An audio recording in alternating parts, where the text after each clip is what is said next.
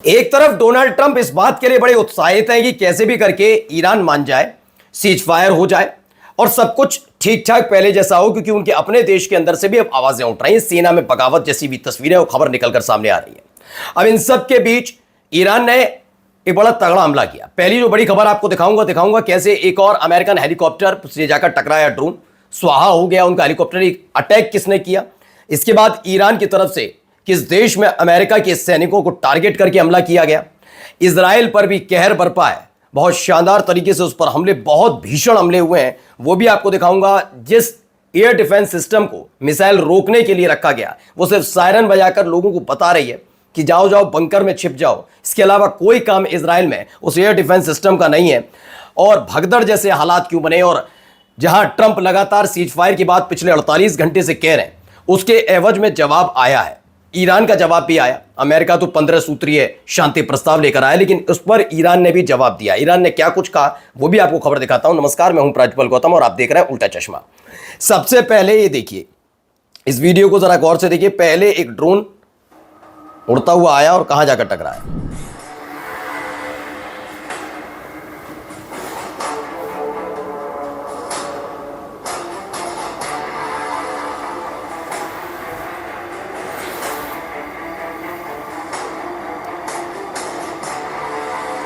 पहले इसने एक रडार सिस्टम को बर्बाद किया,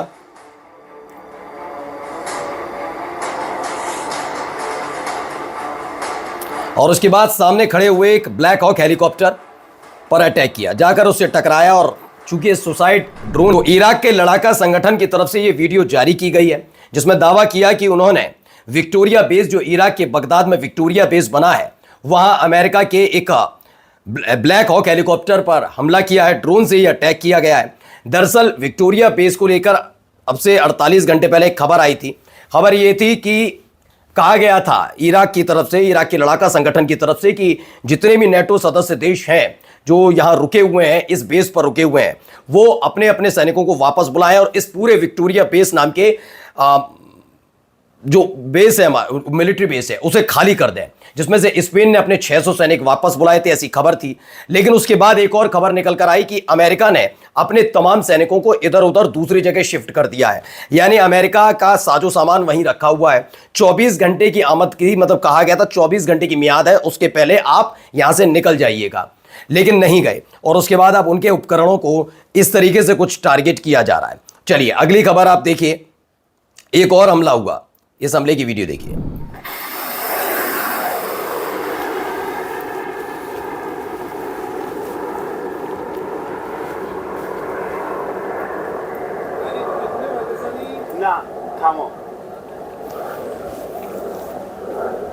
तो इराक में इरबिल इलाका है, जहां पर अमेरिकी सैनिकों को निशाना बनाकर ईरान ने मिसाइल अटैक किया। एक तरफ इराक के लड़ाका संगठनों ने हेलीकॉप्टर को निशाना बनाया, तो वहीं अमेरिकी सैनिकों को निशाना बनाकर ईरान ने मिसाइल अटैक किया है। रिपोर्ट्स के मुताबिक ईरान ने इरबिल में अमेरिकी ठिकानों और सैनिकों पर मिसाइलें दागी हैं। पहले भी इरबिल क्षेत्र में अमेरिकी ठिकानों और काउंसलेट यानी दूतावास को मिसाइल या ड्रोन से निशाना बनाया गया था। वो भी खबर और तस्वीरें हमने आपको दिखाई थी। फिलहाल ये हालात वहां पर बनते हुए नजर आई। यानी इराक में ही दो बड़े हमले, एक लड़ाका संगठन की तरफ से हमला होना और दूसरा ईरान की तरफ से। अब देखिए इजराइल में भी कुछ हालात ठीक नहीं है।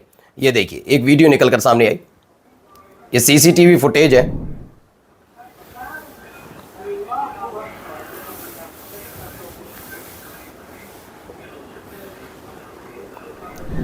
तो इस तरीके से एक अटैक हुआ और इस अटैक में आपने देखा कि कैसे गाड़ी उछल जाती है, गिर जाती है गाड़ी।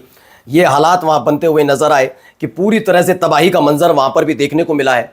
ये ड्रोन से अटैक हुआ है या मिसाइल से अटैक हुआ है, ये क्लियर नहीं है, लेकिन फिलहाल एक बड़ा हमला यहां होता हुआ नजर आया है। आइए अब दिखाते हैं। ईरानी मिसाइल ने आज सुबह तेल अवीव पर हमला किया, जिसके धमाके की चपेट में आकर एक कार हवा में कलाबाजी खाते हुए पलट गई। ये तस्वीर वहां से निकलकर सामने आई और सच में हालात बहुत ज़्यादा बुरे हैं। सिर्फ इजराइल के हालात तो बहुत बुरे बताए भी जाते हैं, ये हालात बहुत ज़्यादा ख़राब है। देखिए इंटरसेप्ट कैसे कर रही मिसाइल।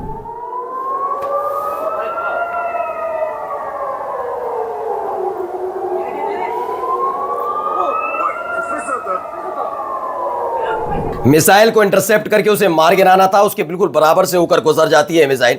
ये हालात तो वहां पर बन रहे हैं। तो ईरानी मिसाइल ने इजराइल के सफेद इलाके में हिट किया है। एयर डिफेंस फेल होने का विजुअल भी सामने आया है कि कैसे था ये कि आपको अटैक करके उसे रोकना है, उसे मार गिराना है, लेकिन हुआ उल्टा। बल्कि उसके बराबर से होते हुए गुजर जाती है ये इंटरसेप्टर। और एक इंटरसेप्टर की कीमत आपको हम पहले भी बता चुके हैं कि किसी भी जो मसला चल रहा है वहां पर, उस मसले से मतलब जो अटैक किए जा रहे हैं, ड्रोन दागे जा रहे हैं, जो मिसाइल ईरान दाग रहा है, उन मिसाइलों से कहीं ज्यादा महंगे ये इंटरसेप्टर है। और वो इंटरसेप्टर भी सही ढंग से काम नहीं कर पा रहे हैं। आइए, तेल अवीव में एक जगह और हमला हुआ।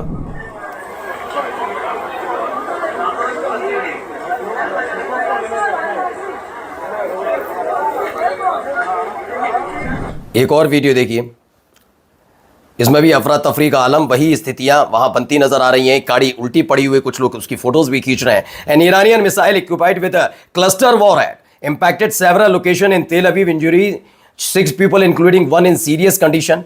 एक गंभीर स्थिति में है, ऐसा दावा है, उसकी हालत खराब है। यानी एक बड़ा हमला जो किया गया उसमें क्लस्टर मिसाइल का इस्तेमाल किया। हम क्लस्टर मिसाइल पहले भी आपको बता चुके हैं। जब क्लस्टर मिसाइल चलती है तो एक निश्चित ऊंचाई पर जाने के बाद उसका खोल खुल जाता है और अंदर जो कई सारे बम होते हैं जिनके अच्छे खासे उनके पास बारूद होता है, वो अलग अलग उसी इलाके में अलग अलग जगह गिरते हैं, जिससे भारी तबाही अलग होती है। अब ऐसे हमलों के बीच इजरायली कैसे जान बचाने के लिए भाग रहे हैं, देखिए।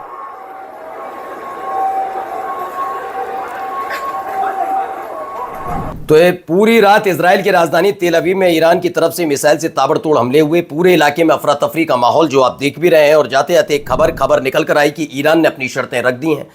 शर्त नंबर 1 है कि खाड़ी देशों में सभी अमेरिकी बेस बंद करने होंगे, तभी वो सीज फायर के लिए तैयार है। ईरान पर सभी प्रतिबंध खत्म करने होंगे, ये है एक दावा। कहा गया है हिजबुल्लाह के खिलाफ ईरानी कैंपेन खत्म करना होगा कि इजराइल लेबनान पर हिजबुल्लाह पर अटैक ना करे, और एक ऐसा फ्रेमवर्क बनाने की मांग है जिससे वो स्ट्रेट ऑफ हॉर्मुज से गुजरने वाले जहाज़ों से फीस ले सके। ये दावा वॉशिंगटन जर्नल की तरफ से किया गया है कि ईरान ने ये शर्तें रखी हैं। फिलहाल इन शर्तों के मुताबिक क्या आगे होगा ये बताना और कहना उतना संभव नहीं, क्योंकि ईरान के जिस तरह से हमले कर रहा है, जिस तरह से अटैक हो रहे हैं, उसे देखकर तो मुमकिन नहीं लगता कि सब कुछ जल्द शांत होने वाला है। नमस्कार।